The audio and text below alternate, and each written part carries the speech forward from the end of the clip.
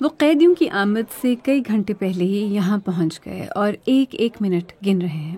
انہیں ابھی امیدیں باندھنے کی ہمت نہیں ہو پائی۔ جس تیزی سے یہ معاہدہ طے پایا ہے، اس کا مطلب ہے رہائی پانے والوں کی فہرست کو آخری لمحوں تک بدلا گیا ہوگا۔ ان خاندانوں کی نظریں سڑک پر جمی ہیں۔ عائدہ اپنے بھائی مراد ابو الرب کے انتظار میں ہے، جو پچھلے 20 برس سے اسرائیلی قید میں ہے۔ مجھے نہیں معلوم کہ وہ اب کیسا نظر آتا ہے۔ کل ہی میں اس کے لیے خریداری کرنے گئی تھی۔ وہ ایک بڑی جسامت والا آدمی ہے، پہلے تھا۔ میں اندازہ لگانے کی کوشش کر رہی تھی کہ اس کے لیے کون سا سائز لوں۔ مجھے نہیں معلوم کہ وہ آج اس پر فٹ آئے گا یا نہیں، مجھے واقعی نہیں معلوم۔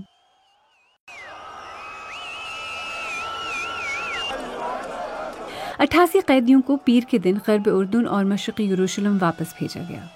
وہ بس میں قیدی بن کر سوار ہوئے اور بھائی، باپ اور بیٹے بن کر اترے۔ اسرائیل کا اصرار تھا کہ قیدیوں کی رہائی پر جشن نہیں ہوگا، لیکن اپنے سفر کے ان آخری چند میٹروں میں وہ قومی ہیروز کے طور پر کندھوں پر اٹھائے گئے۔ نم آنکھوں کے ساتھ وہ مانوس باہوں میں سمٹ گئے۔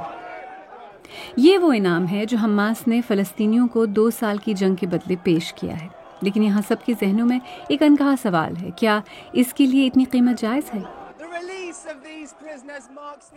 ان قیدیوں کی رہائی کے ساتھ معاہدے کا پہلا مرحلہ اختتام کو پہنچ گیا ہے۔ اس کے بعد بہت کم چیزوں پر اتفاق ہوا ہے۔ تفصیلات، ٹائم ٹیبل اور نظریاتی اختلافات اب بھی حل طلب ہیں، لیکن مراد ان میں شامل نہیں تھا۔ عائدہ غم سے نڈھال ہیں۔ ہمیں معلوم ہوا ہے کہ مراد کا نام پہلے رہائی پانے والوں کی فہرست میں تھا، لیکن بعد میں انہیں جلا وطن کیے جانے والوں کی لسٹ میں شامل کر دیا گیا۔ انہوں نے میرے بھائی کو اغوا کر لیا۔ غزہ میں ہمارے ساتھیوں نے آج وہاں رہا ہونے والے 1700 چہروں میں مراد کو تلاش کرنے کی کوشش کی۔ ابھی تک یہ واضح نہیں ہے کہ وہ کہاں ہیں۔ آج خان یونس میں رہا ہونے والوں میں سے کئی کو جنگ کے آغاز سے ہی بغیر کسی مقدمے کے قید رکھا گیا۔ جب قیدیوں والی بس پرجوش ہجوم میں سے گزر رہی تھی، ابراہیم سہلول کھڑکی سے لٹک کر اپنی خوشی کا اظہار کر رہے تھے۔ مجھے یقین نہیں آ رہا میں گھر واپس آ رہا ہوں۔ یہ پہلی بار ہے میں نے کھلے آسمان کو اس طرح دیکھا ہے۔ میں تمام مجاہدین کو سلام پیش کرتا ہوں۔ تمام واپس آنے والوں کو ناصر ہسپتال لے جایا گیا تاکہ ان کا طبی معائنہ کیا جا سکے۔ محمد البکری نے اسرائیل پر تشدد کے الزامات عائد کیے۔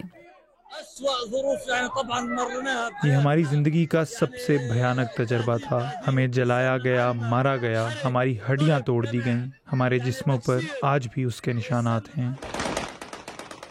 قیدیوں کا تبادلہ یہ ظاہر کرتا ہے کہ غزہ میں حماس کا کنٹرول اب بھی برقرار ہے۔ پیر کے روز ایسی ویڈیوز منظر عام پر آئی ہیں جن میں حماس کے جنگجو ایک حریف مسلح گروہ کے افراد کو گولی مارتے دکھائی دیے۔ 7 اکتوبر کو حماس کا اسرائیل پر حملہ اس تازہ ترین جنگ کا نقطۂ آغاز بنا جس کی پلاننگ ایک ایسے شخص نے کی تھی جو قیدیوں کے ایک سابقہ تبادلے میں رہا ہوئے تھے۔ اب اس جنگ کا خاتمہ اسی وقت ممکن ہوگا جب حماس اپنی طاقت اور ہتھیار چھوڑ دے۔